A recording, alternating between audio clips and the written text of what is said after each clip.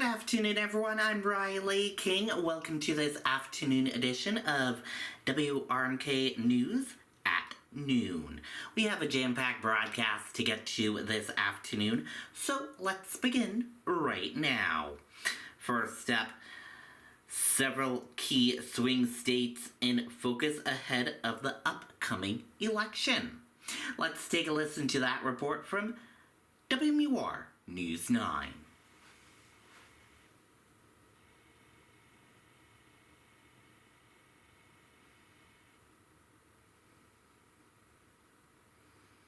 Right now, we're seeing the candidates crisscrossing the battleground states, and on election night, you're going to keep hearing the names of these 7 states over and over again. Arizona, Georgia, Michigan, Nevada, North Carolina, Pennsylvania, and Wisconsin. You can see them on the map here. Whoever wins those states will likely win the presidency. 3 of those states are considered as a part of the blue wall. That's Pennsylvania, Michigan, and Wisconsin. They've historically backed Democrats, but back in 2016, former President Trump flipped all 3 states. Polling in all 7 of these key swing states show the race is virtually at a dead heat. New Hampshire is traditionally a purple state, but it's voted blue in every presidential election since 2004. New Hampshire is sort of at the top of the second tier of swing states, is how I've been describing it a lot this year. We're not Pennsylvania, we're not Arizona. Right now, a recent poll of likely voters by St. Anselm College shows Vice President Kamala Harris may have an edge on former President Trump in New Hampshire. She's ahead 51% to his 46%, a lead that is larger than the poll's margin of error. Ariel Metropolis, WMUR News 9. Okay, and there you go on that report. Bruins honor retired broadcaster Jack Edwards. Let's take a listen to that report from WMUR News 9.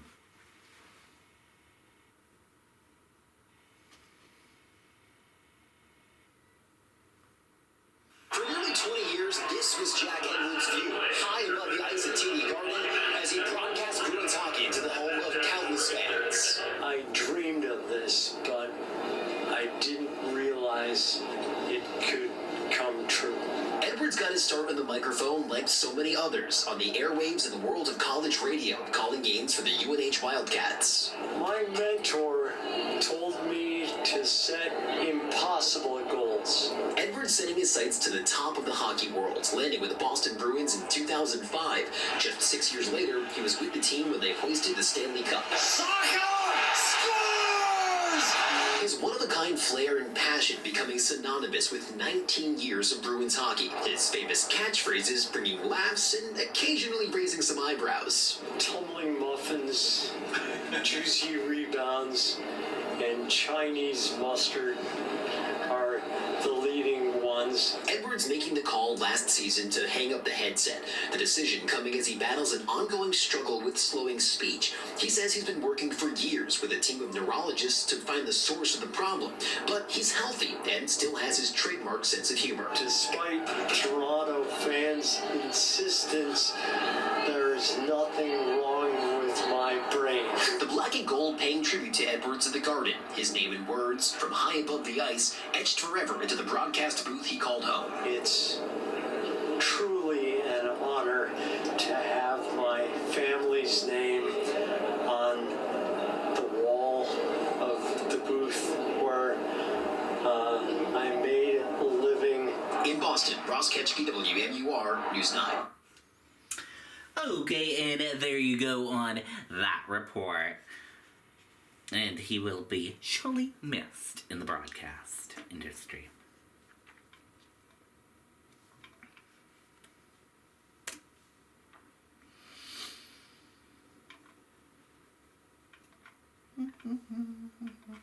And here we go. Election workers prepared for a high turnout tomorrow in New Hampshire for Election Day. Let's take a listen to that report from WMUR News 9.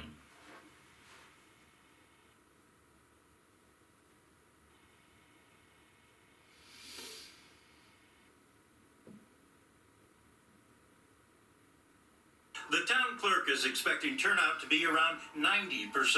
Right now, about 17,000 registered voters, and I expect that we're going to have a minimum of 16,000 voters that'll come out to vote. Farrell says you can expect to wait in line. Think of it as though you're going to a sporting event or a great concert that you'll wait in lines. There's going to be traffic planned for that. Voters heading into the polls can expect to be greeted by a barrage of signs, but she reminds people that signs aren't allowed inside the polling places.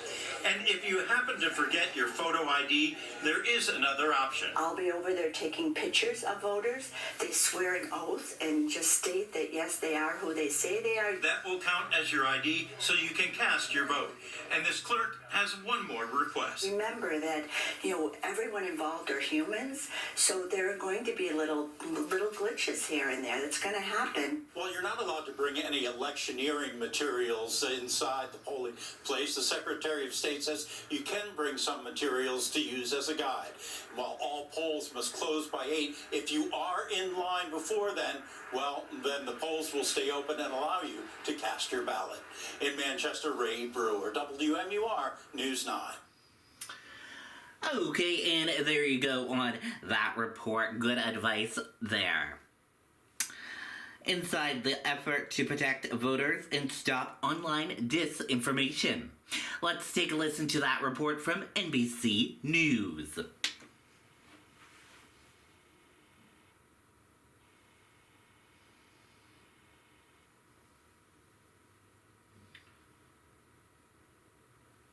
This morning, with just one day to go, unprecedented new measures are underway to keep Americans safe and to protect the vote. Security will be dramatically stepped up at polling stations nationwide on Election Day, amid concerns of potential violence and voter intimidation. After 2 ballot drop boxes were deliberately set on fire, some now have fire extinguishers. They're tested, they're true, they got the approval of all of our local firefighters. At many county and government buildings, barricades are up. And at some polling locations, new bulletproof glass has been installed to protect workers, along with emergency panic buttons.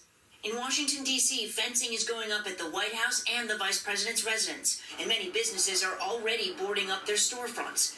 The Justice Department now plans to monitor polls in 27 states to ensure compliance, but some Republican-led states like Texas are pushing back, saying federal monitors will not be allowed in. In the swing state of Michigan, officials say they're prepared to stop any violence. We're ready, and we have partnerships with law enforcement and others to protect the people who protect democracy. But perhaps an even bigger issue, the online spread of disinformation and lies, particularly coming from Russia, China, and Iran, intended to disrupt the election.